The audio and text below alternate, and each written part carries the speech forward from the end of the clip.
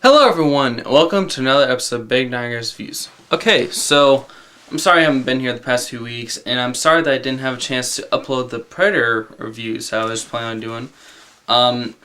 Some things came up, and it just got, I've just been very busy. This is the first review that I'm able to do in a while, so that's why I'm doing this one now.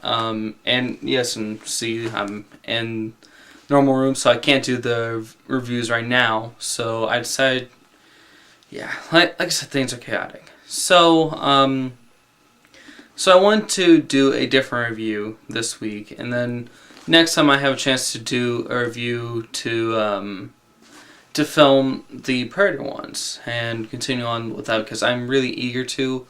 I just haven't had the time, and this one I just recently finished this book that I'm going to be reviewing here, and since I'm kind of pressed for time here with doing a review of this one, so yeah, since I need to turn into my library soon, which I will on Monday, of course, but yeah, so I'm done with this book.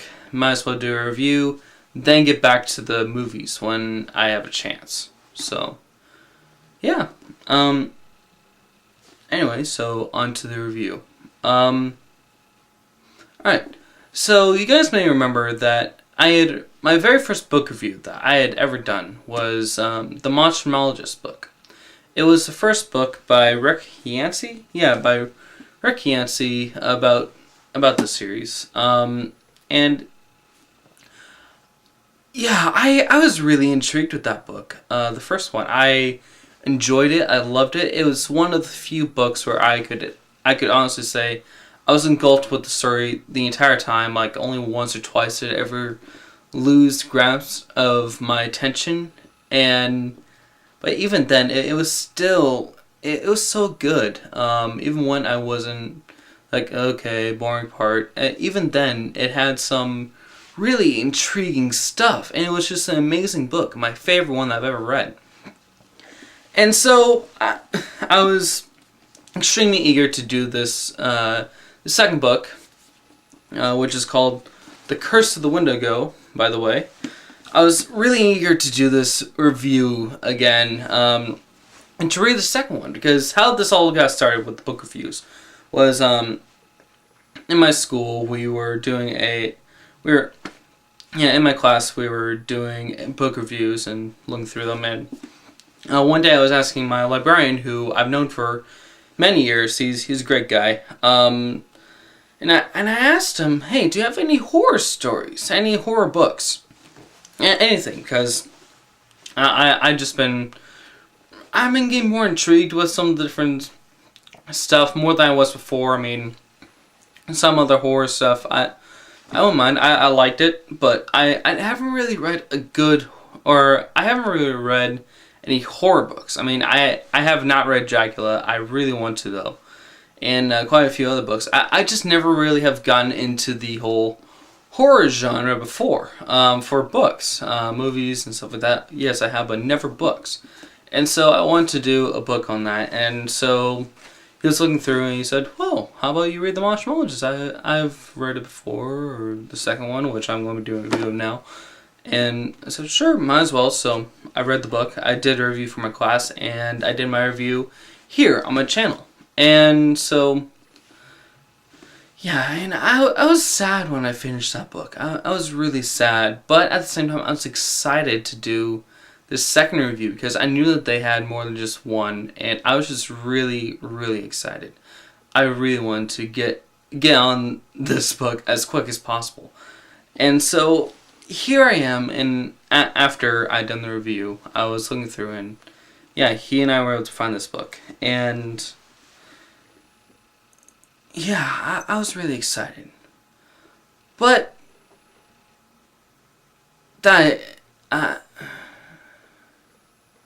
this book does not deliver. The second one does not deliver anything that the original book did. The original book was engulfing the entire way through. It was in a scenario that, like anyone, like any classic Like any fan that enjoys classic ones, like where it's taking place in the olden times and stuff like that, whether it's or whether it's the 1500s or 1800s, in those times, those kind of areas, I know there's a big difference, but I mean, still, just those outside area, no electricity, just secluded towns. Anyone that's seen a movie or read a book like that, that was a very... That was an area that was able to transport you into another time that you might not recognize unless you have been to places preserving this way of life. But yeah, the original book, it took place in there, and it went to not only that, but also very intriguing places. And it just had a lot of just different engulfing scenarios and engulfing areas. I mean, it was a paint a picture, and it was like no other that I've seen. And then I get to Curse of the Wendigo, and it drops all of that. It drops all the action of the first book. All it has now is just a bunch of people talking around. It's like, and I'm probably going to get a lot of hate for this. Don't get me wrong, I'm a big Star Trek fan, but it's almost like a difference between the original Star Trek, like Captain Kirk, compared to Picard. Nerd talk. Deal with it. Now, the reason why I say that is because, and don't get me wrong, I like Next Generation. I really do. But it just has more sciencey tones to it. They just talk a lot more. There is action, definitely. And, I really love the characters on there. But it just doesn't have as much action as the original movie did, or the original shows did. The original shows, they were just they're blasting one another. They had science exploration, but at the same time, they weren't afraid to fire at one another compared to Next Generation. And that's the exact same thing that happens here. There's not like huge things. It's a lot of mystery all the way through. A lot of talk and talking about this beast. A lot of different rhymes. I'm like, what are they talking about? It was ridiculous how many times I went through that, and I'm like, what did they just say? What did they just say? It was, oh god. The beginning and the middle of the book. The beginning was okay. The midsection of the book was atrocious. I did not enjoy it whatsoever. I was reading through it and I'm like, can I go to sleep now? Can I go to sleep now? The entire way through, it was just ridiculous how many times I was just wanting to go to sleep and put the book down. But granted, the ending of the story is phenomenal. I'm just going to say that right now. I know I'm giving this book a lot of hate, but the ending of this book is phenomenal. If you ever get to read this book, the ending of it is quite gruesome. I dare say even more so than the original book. The original book was very gory and gruesome the entire way through, but the ending of this one is to the same level, if not farther, than the original book. The original book had a lot more qualities to it in the horror sense, but God, the ending of Curse of the Wendigo was amazing. And when I was reading through the book, I had no idea that they would have an ending just like that. It brought some shocking aspects to it. I'm not going to say who, but something happens to one of the characters that really, really shocked me. And the transformation, I mean, we see a lot more of the backstory of the monstrumologist named Dr. Pellinor Warthorpe, Warthorpe, I think his name is. I'm sorry if I'm pronouncing the name right, or incorrectly. I just never really understood how to pronounce the name correctly. But the entire way through, we delve into this man's mind, into his past, what makes him who he is, what makes him the monstrumologist that we see. The entire story is based around this thing called the Wendigo, which is there's a lot of mystery surrounding it. It's now I've never really been the biggest follower of mythology, like Loch Ness Monster or Bigfoot or Wendigo or Chupacabra. Those things I've been intrigued with them, but I never really wanted to study them. Like I went to with paleontology one day. And so I'm sorry about if I'm getting anything wrong here. I'm just going off of what this book says. So apparently this Wendigo, it's a creature that infects another one. No matter how much it eats, it starves even more. And so it's constantly eating. And the more it eats, the hungrier it gets constantly. And it's this great bounding beast and the ultimate hunter. I mean, it's hell on earth. That's basically what it depicts in my mind while I'm reading this stuff. It's like the devil himself, but monster instead, or well, still monster, but you know.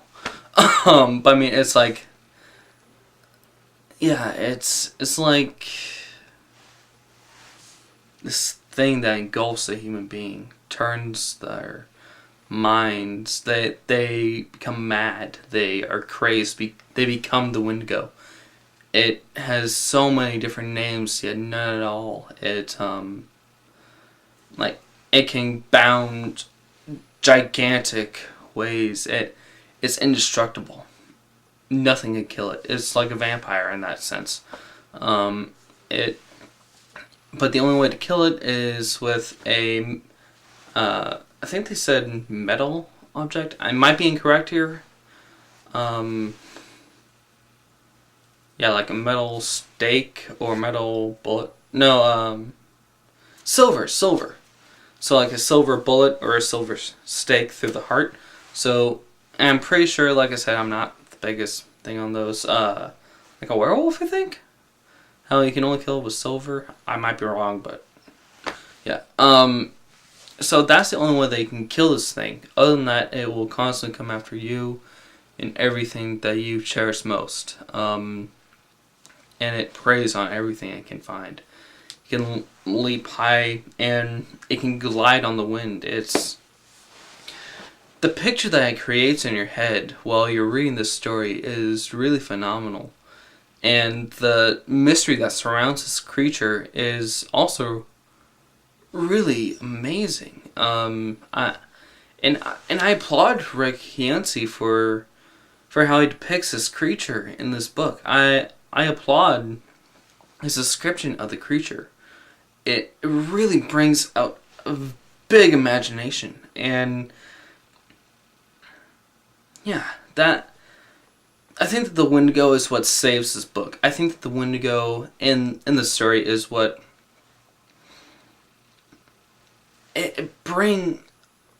that's like the glue that holds the entire book together, that keeps the audience engulfed. Whenever they're talking about the Wendigo, I want to read more. I want to learn more about this creature that they're talking about. I want to learn more about what they're hunting, and I just want to learn more about this thing while I was reading the book.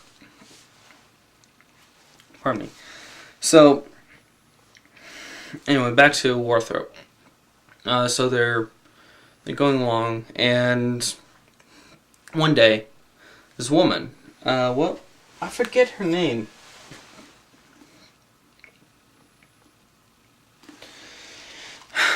Pardon me a moment.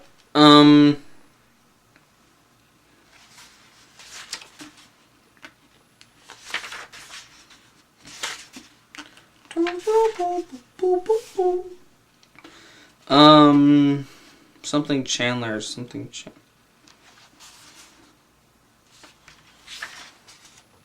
Muriel Chandler, who actually, like I said, I don't want to spoil anything because this book, the only way to describe this book and just say the good parts about it would be spoiling a lot of it.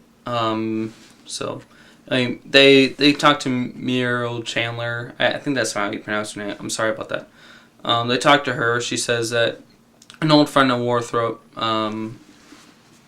her husband,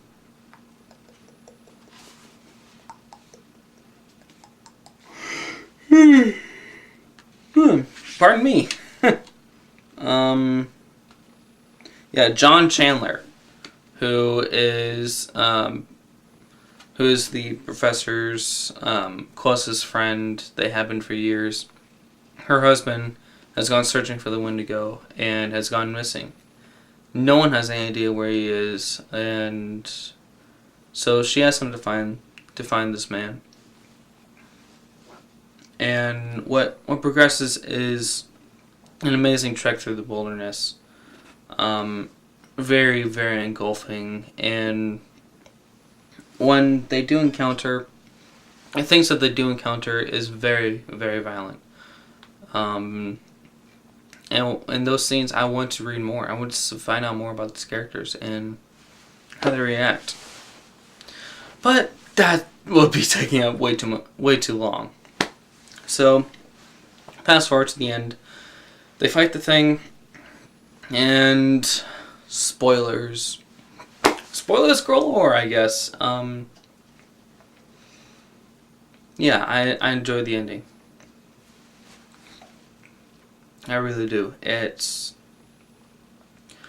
I'd rather read the ending of this book 100 times than watching the ending to one of my favorite movies.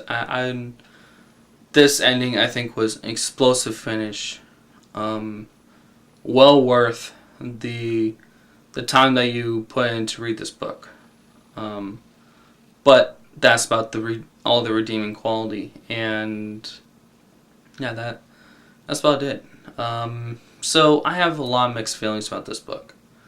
It's good, not great. I'm gonna have to give Curse of the Wendigo a 2 out of 3 stars. It has good qualities. I enjoy it some of the time, but when I don't, I am bored to death. And I want to put it down when I am bored to death with it, because it really is one of the most boring books I have read at those moments. I would rather watch... Sometimes I would rather watch Morrison's Mom, which... Ugh, I hate that movie. I want to torch it. Ugh. I'd rather watch Morrissey's Mom and read some of the dialogue that they have in the middle. But then again, other parts of it is explosive and really, really fun. So, overall, 2 out of 5 stars for Curse of the Wendigo.